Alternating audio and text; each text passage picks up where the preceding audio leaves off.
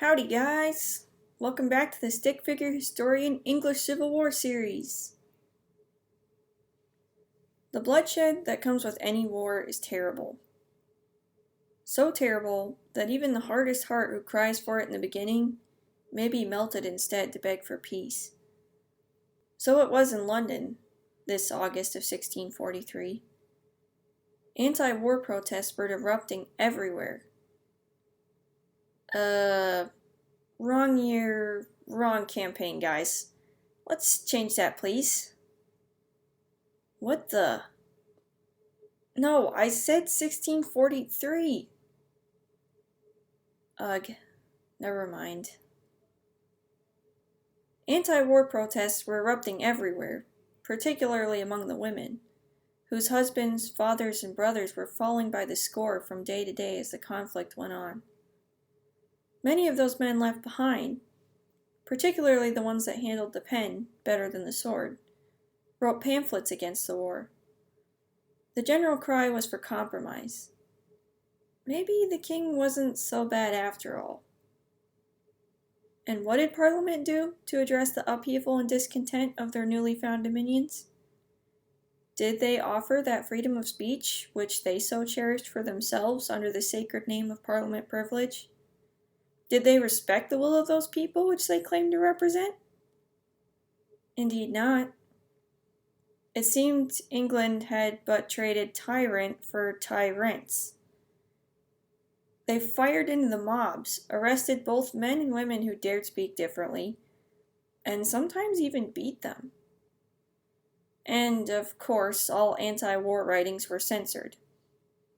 They even set spies to haunting London's printing shops in search of banned material. And so, the war dragged on for the remainder of that year, until winter fell over the troubled isle.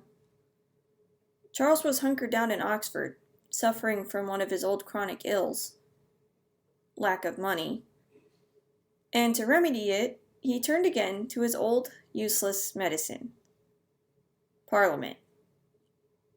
Apparently, the king was among those simpletons who think if you tried the same thing long enough, no matter how many times it fails, it will eventually work. Yes, he called for Parliament, that very same body he was fighting this war against, to come assemble at Oxford instead of London. This Oxford Parliament was attended by most of the old House of Lords, who were still largely loyal to the king, while only a mere third of the House of Commons made their appearance. But it was enough for Charles, and he went forward with it.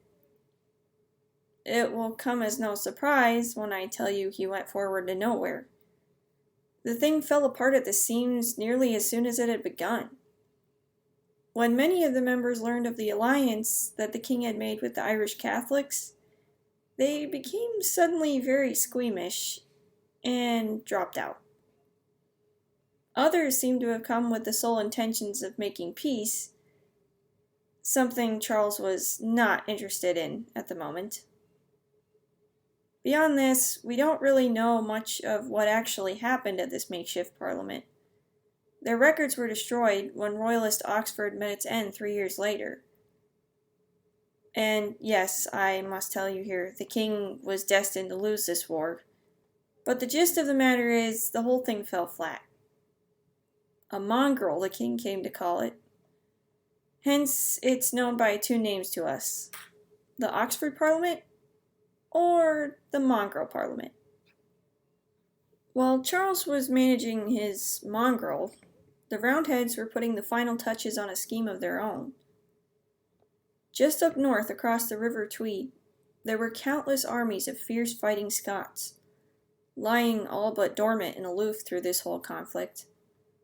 So much manpower and potential, and Parliament intended to harness it if possible. Negotiations had been opened up with the Covenanter Scots that summer. For the most part, the Covenanters still wanted to be loyal to the king, but even more than that, they wanted their kirk to be supreme. They wanted to replace the Anglican system with their Presbyterian one, with all the rules and regulations. This was something Charles had never agreed to. Parliament knew this and used it to their full advantage. "We'll make Presbyterianism the state church," they told the Covenanters, "if in return you will help us war against the king." It wasn't a very hard sell. The agreement was put into writing as the Solemn League and Covenant, and it was approved by all the proper legal parties by September. This winter, the Scots were just starting to get involved in the war councils. The conflict was about to get even messier. Now, I must note here that even though this Solemn League and Covenant was approved by the men with the most power, it didn't mean that everybody was happy about it. Many Puritans, like Oliver Cromwell, absolutely hated it. They didn't want a Presbyterian state church. Cromwell said he'd rather fight and die than accept it. But everyone in the army was required to take the oath. Therefore, he did. Soldiering was more important to him at the moment. Others were more true to their principles. John Lilburne, for instance, chose rather to quit the army. He was fighting for freedom of religion, and the Solemn League and Covenant was completely against this freedom. John Lilburne, also called Freeborn John, was a very brave and amazing man. I'll have to tell you more about him sometime. He suffered much under both the King's reign and Parliament's government for his ideas about freedom and rights. But that's all for now. Thank you all for watching, and stay tuned for episode 31.